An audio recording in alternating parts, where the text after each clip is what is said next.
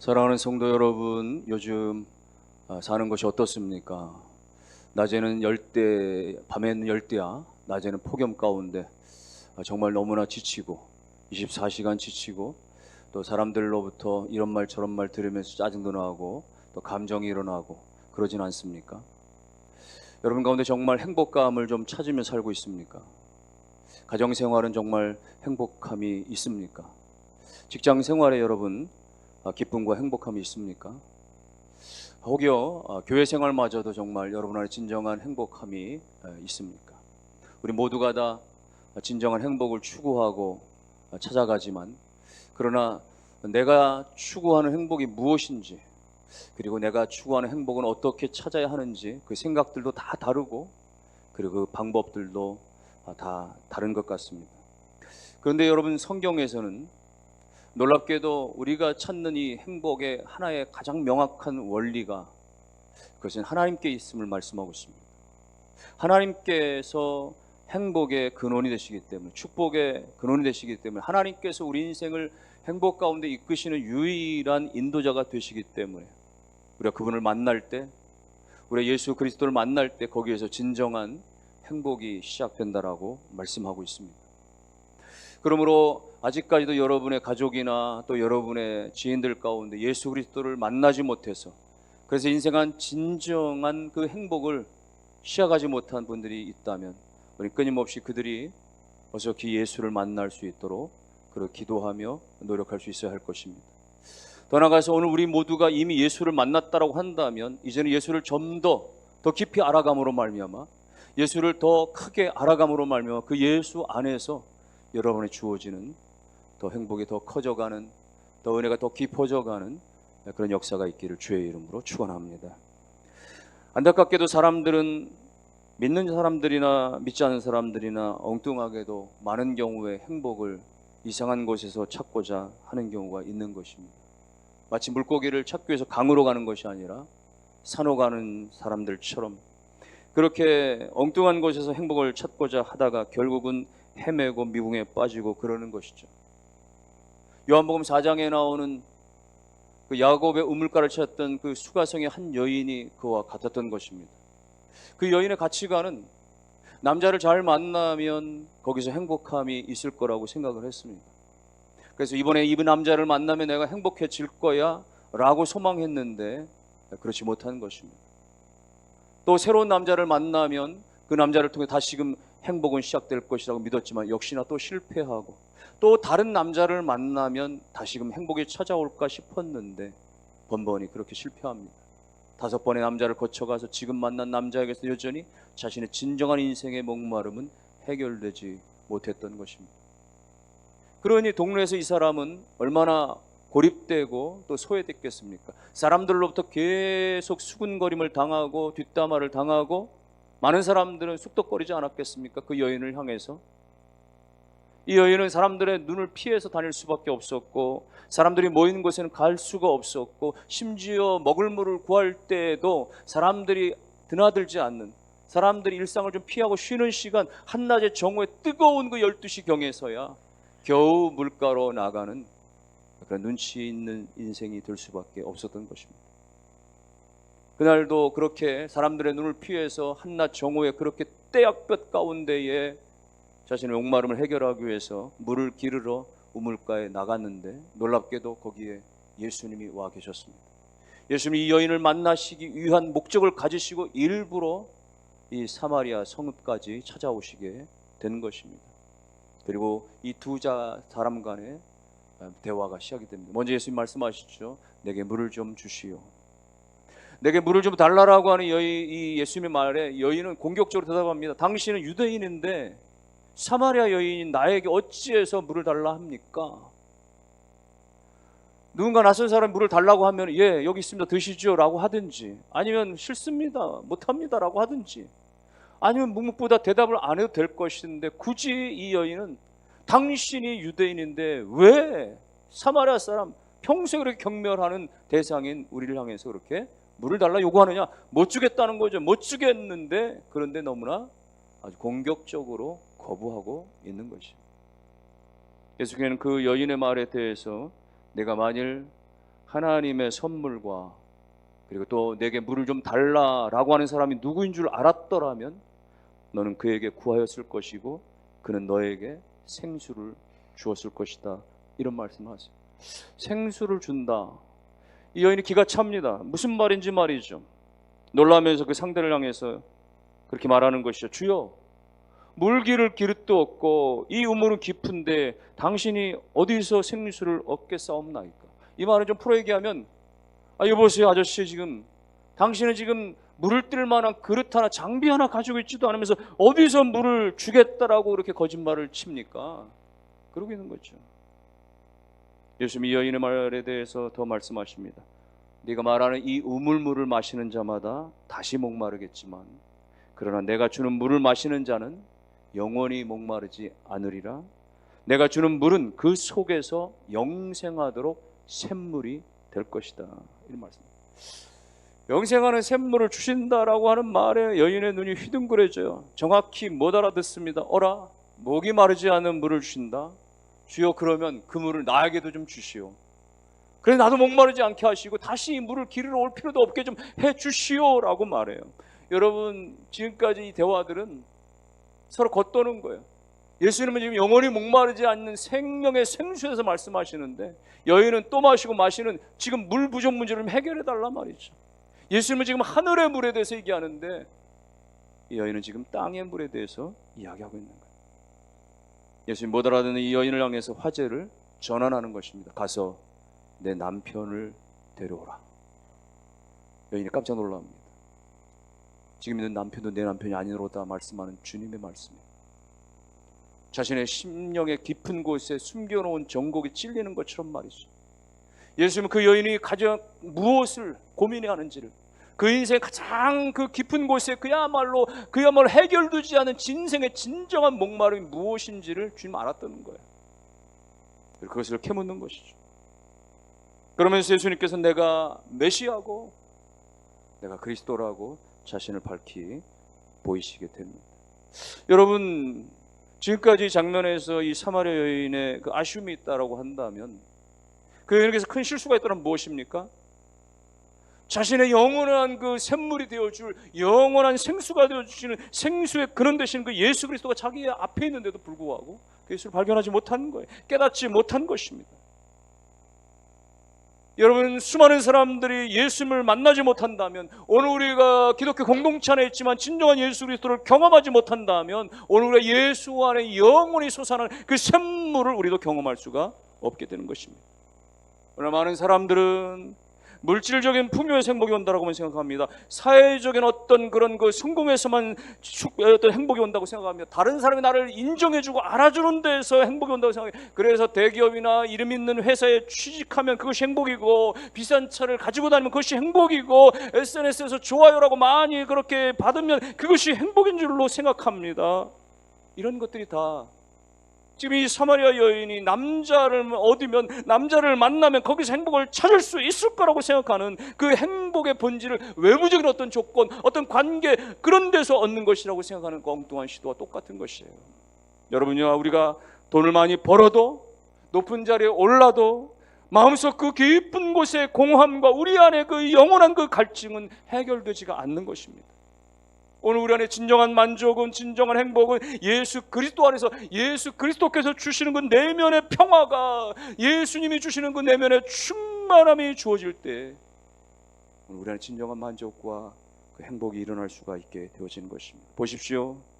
아무리 우리가 화려하게 옷을 걸치었고, 아무리 우리가 명품을 두르고 비싼 액세서리를 갖추었어도 우리 안에 있는 내면의 그 깊고 깊은 갈증과 목마름은 해결되질 않습니다.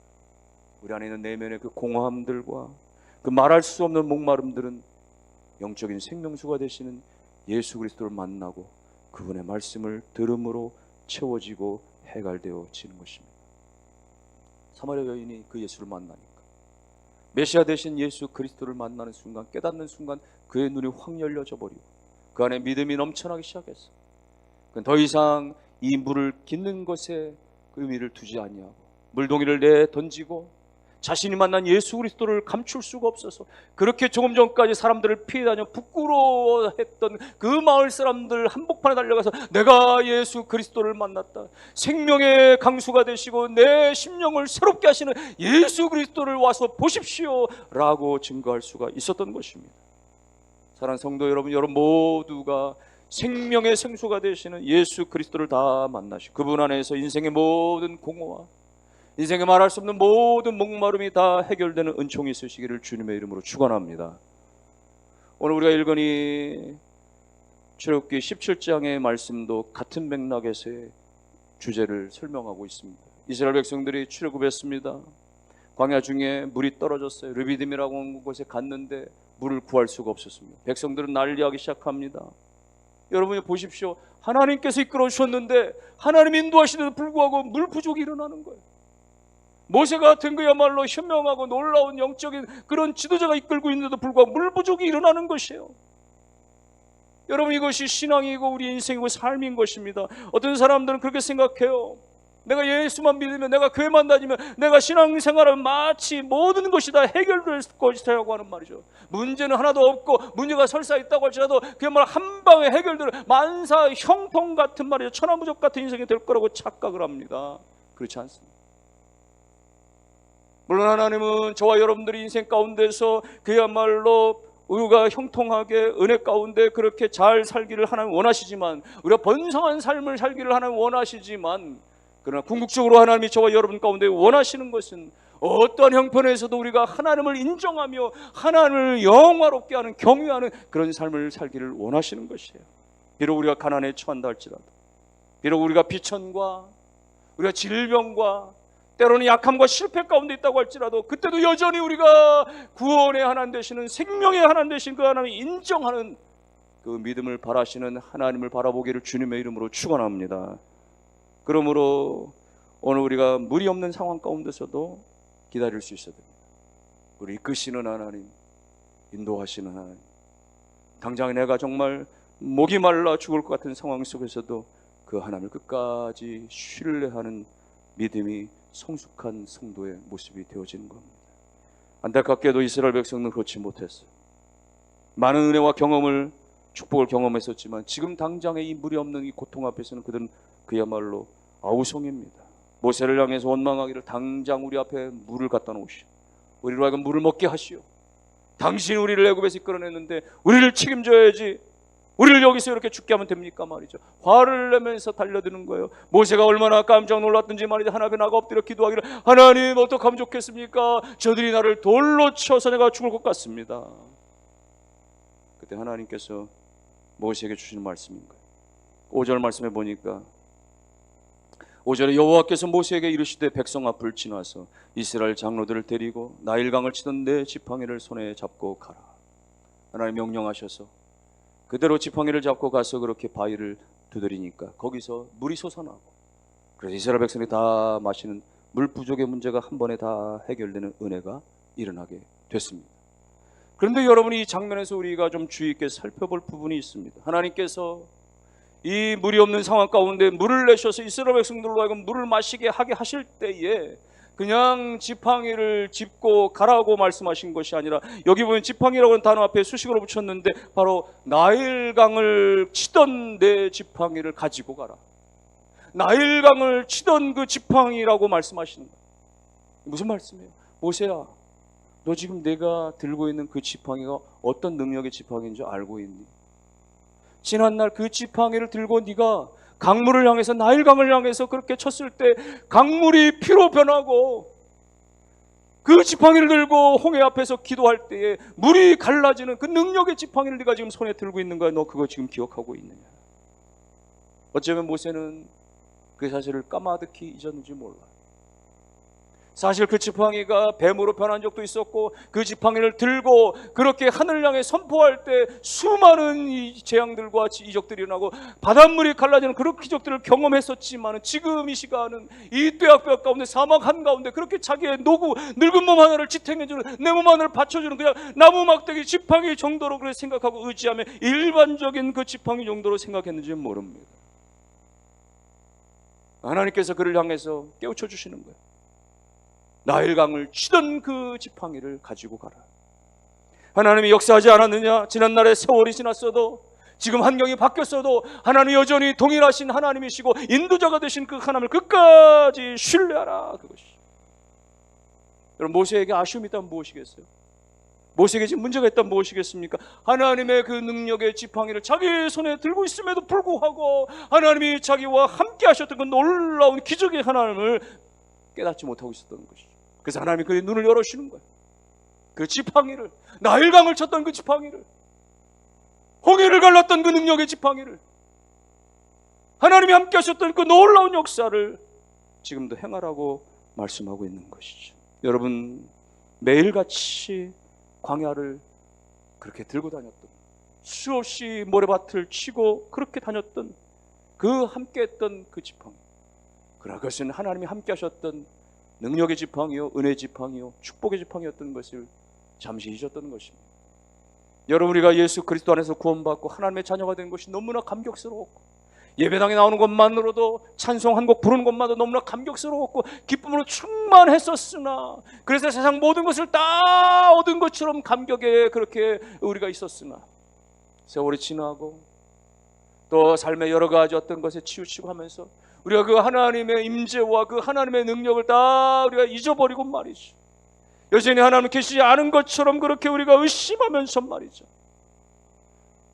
여러분, 우리가 정말 말할 수 없는 그 낙심까지 있을 때 예수 앞에 나아가면 우리가 한없는 한량없는 주의 위로를 받을 수 있는데, 우리의 몸과 마음이 병든 것들이 예수 그리스도 앞에 가지고만 나아가면 주님 앞에 그 하나님 앞에 엎드리기만 하면 주님이 다 받아주시고 그 라파 치유자 되시는 하나님께서 우리를 만져주시고 치유해 주시는데, 오늘 우리가 해결하지 못하는 모든 문제 가운데 전능하신 그 하나님, 위대하신 그 하나님 믿으며 주 앞에 나아가 엎드리면 하나님이 우리 가운데 능력을 허락해 주시는데, 우리 안에 이 불신의 요소들이 말이죠, 하나님을 찾지 아니하고 하나님께 나아가지 못하게 만드는 것 가운데 오늘 우리가 빠져있지는 않습니까? 사랑하는 성도 여러분들이요, 이미 우리 안에 임재해 계신 성령님, 이미 우리와 함께 떠나가지 아니하시고 우리와 함께 하시는 그 하나님을 여러분이요, 등 돌려서 영영남처럼 여기지 마시고 주님 앞에 무릎 꿇고 주님을 바라보면서, 주님, 내가 주님 앞에 있습니다, 주님 저를 불쌍히 여겨주십시오, 그 믿음으로 주님 바라보고 주의 은혜를 덧입는 역사가 있기를 주의 이름으로 축원합니다.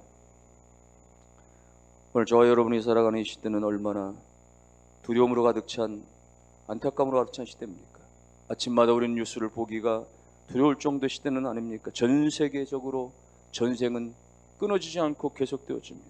러시아 우크라이나 전쟁은 해를 거듭해도 끝날 줄을 모릅니다. 이스라엘과 중동 국가들의 전쟁도 계속됩니다.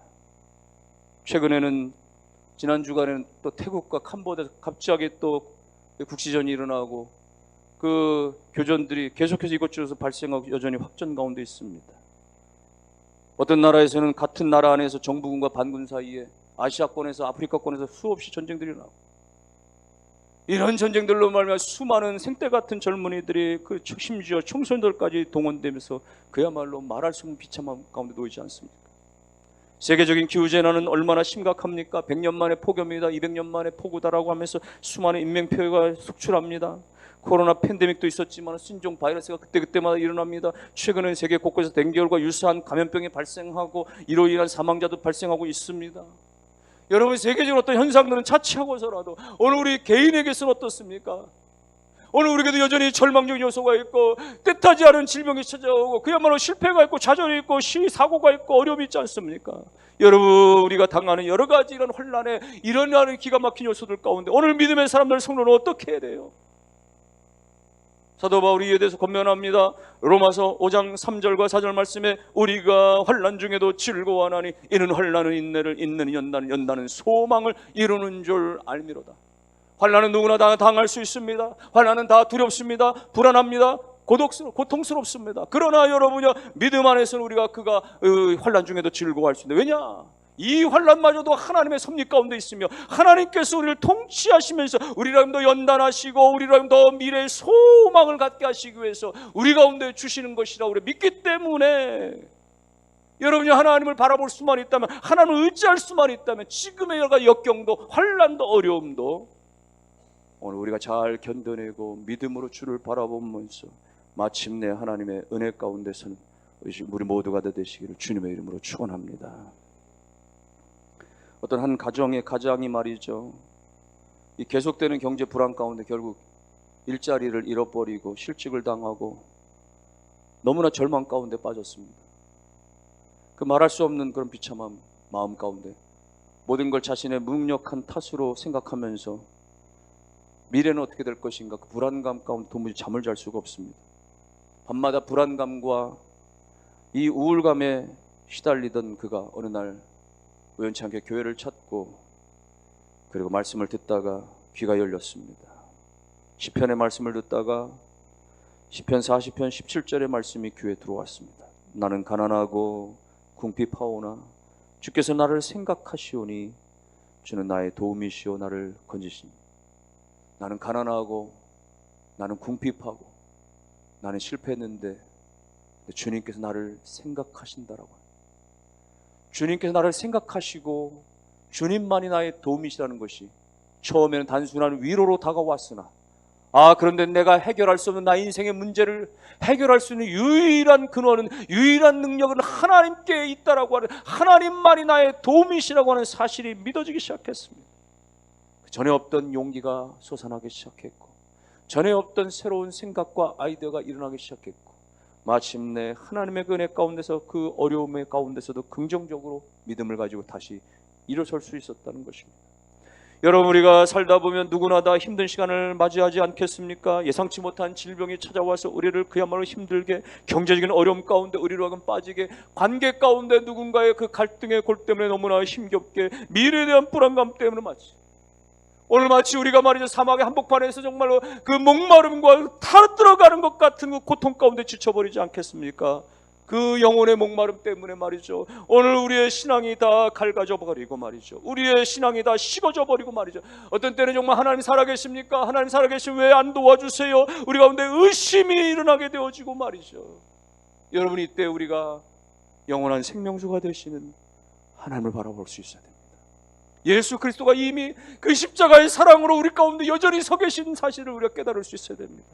예수 그리스도를 외면하고 육신의 정욕과 안목의 정욕과 이생의 자랑 가운데 빠졌던 나를 주님 앞에 내려놓고, 세상 것에서 우리가 그야말로 행복을 찾으려고 했고, 세상 것에서 그야말로 우리가 해법을 찾으려고 했었던 것들을 내려놓고 주님 앞에서 주님을 바라보므로 말하면 주님이 주시는 그 생명의 강수 가운데 우리가 들어가, 오늘 우리 가운데 목이 마르지 않게 하시는, 그 배에서 생수가 넘쳐나게 하시는 그 하나님의 은혜를 경험할 수 있게 되시기를 주님의 이름으로 축원합니다.